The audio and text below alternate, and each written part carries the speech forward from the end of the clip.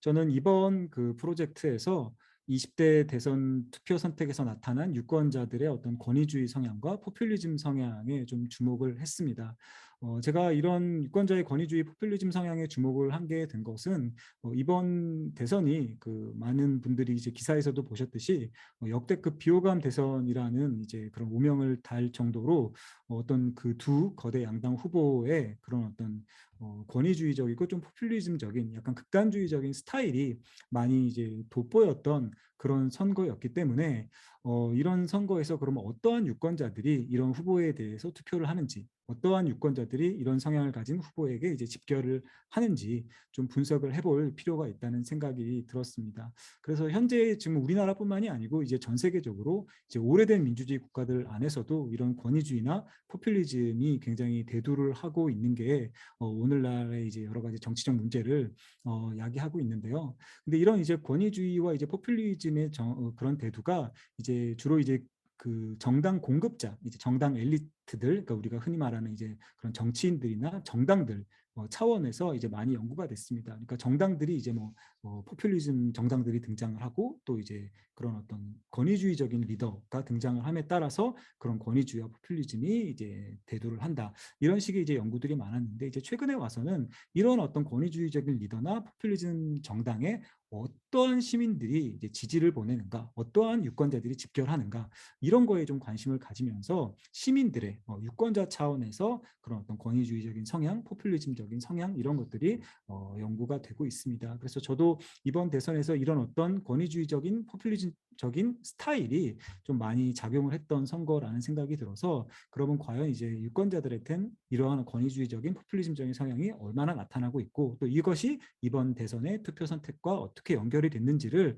보기 위해서 좀 분석을 진행을 했습니다. 근데 이제 제가 이제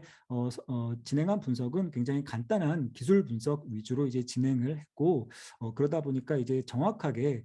좀 더 꼼꼼하게 이제 기존 연구들을 바탕으로 해서 권위주의나 포퓰리즘 성향을 측정하거나 또 이거를 바탕으로 해서 뭐 여러 가지 그 변수들을 고려한 뭐 그런 어떤 그 회귀 분석을 통계적인 분석을 하거나 그렇게 이제 좀 꼼꼼한 측정과 분석을 수행하지는 못했습니다. 그렇지만 이제 좀 제한된 상황 안에서 좀 간단하게나마 유권자들한테 얼마나 이제 권위주의 성향이 나타나고 또 포퓰리즘적인 성향이 나타나는지 그리고 이게 어떤 투표 선택으로 이어졌는지를 좀 분석을 해보았는데요. 간단한 분석 결과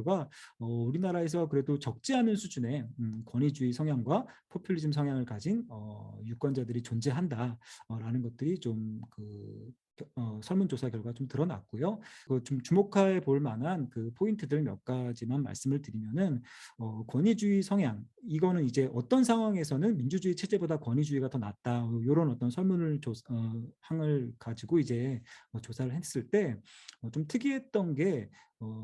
젊은 이제 그 남성 특히 이제 2030 세대에서 이 비중이 다른 세대보다 이제 높게 나타났다. 그래서 요즘에 또 이제 그런 특히 이제 젊은 세대들의 어떤 좀 보수화 이런 것들이 많이 관찰이 되고 있는데 좀 그것과 일맥상통하게 젊은 세대에서 이제 이런 어떤 그 권위주의 성향이 좀 높게 관찰이 됐는데 우리나라에서 이 권위주의 성향 같은 경우에는 특히 이제 우파 보수주의랑 많이 연관이 있는 걸로 이제 분석이 됐습니다. 근데 이제 이거는 우리나라뿐만이 아니라 이제 권위주의라는 것 자체가 어떤 권위에 대한 어떤 그런 순종, 그다음에 어떤 전통과 어떤 그런 보수적 가치를 이제 따르는 그거를 의미하는데 그거 자체가 이제 어떤 우파나 보수주의의 그런 개념과 깊이 연관이 있기 때문에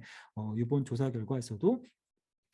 그런 어떤 우파 성향을 가진 사람들에서 이런 권위주의 성향이 많이 나타났고 또 이 권위주의 성향을 가진 사람들이 그렇기 때문에 이제 그런 보수 정당인 그 국민의힘 후보인 윤석열 후보에게 투표하는 그런 경향이 높은 것으로 나타났습니다. 이거는 이제 좀 이념의 영향력을 조금 통제한 상황에서도 권위주의 성향을 가진 유권자일수록 좀 윤석열 후보에게 투표하는 경향이 좀 높게 나타났다. 이거는 이제 권위주의 성향과 그런 우파 보수주의 사이에 이제 좀 깊은 연관 때문에 이제 이런 결과가 나타난 것 같다라고 말씀을 드릴 수 있을 것 같고요. 반면에 이제 포퓰리즘 같은 경우에는 우리나라의 포퓰리즘 성향은 우파보다는 그런 좌파, 진보의 그런 어떤 이념과 조금 더 밀접한 연관이 있는 걸로 나타나는데요. 그 이념적으로 좀 진보 성향이라고 말하는 사람들 중에서 이런 포퓰리즘 성향이 높게 나타났습니다. 본 설문조사에서 포퓰리즘은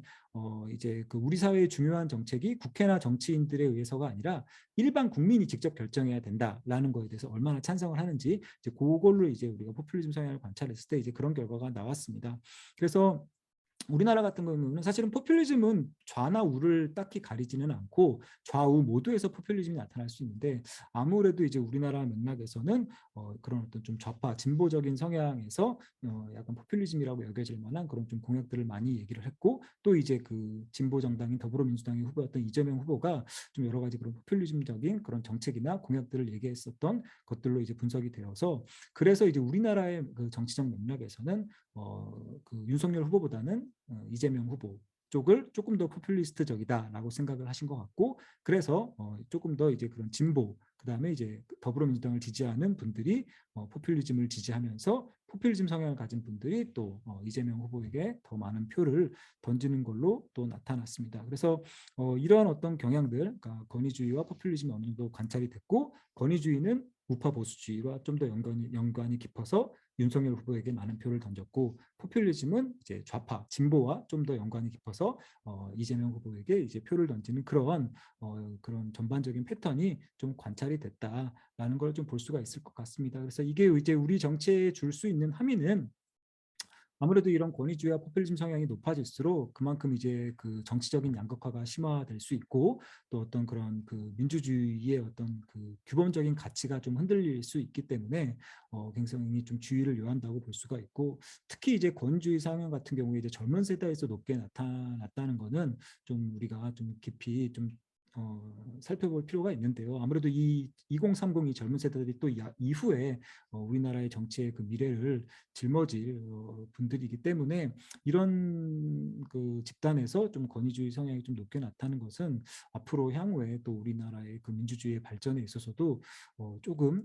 불안한 요인이 될 수 있다는 점에서 앞으로 이런 어떤 위에서 정치 공급자 측면에서의 어떤 권위주의나 포퓰리즘뿐만 아니라 아래로부터 이런 시민 차원에서 나타나는 권위주의와 포퓰리즘 성향에 대해서도 조금 더 면밀히 관찰을 할 수 있다,